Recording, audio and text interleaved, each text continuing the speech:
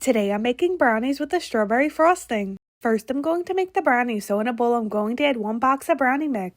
Next I'm just following the directions on the back of the box, so I'm adding eggs, oil, and water. Mix that up until it's combined. Next I have a muffin pan with liners in it. I'm going to add scoops of the brownie batter into each liner and then bake this at 350 for 20 minutes. While the brownies are baking, I'm going to make the strawberry frosting, so in a bowl I have 1 stick of softened butter. Next I'm going to add a half a cup of marshmallow fluff. Then I have some freeze-dried strawberries that I crushed up. I'm going to add 2 tablespoons of that. Mix that up until it's combined. Then add 1½ cups of powdered sugar and mix that up. Next add 2 tablespoons of heavy cream and mix this up until it's smooth.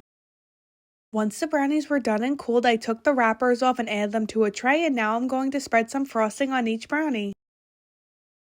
Lastly, I'm going to sprinkle some heart sprinkles on top.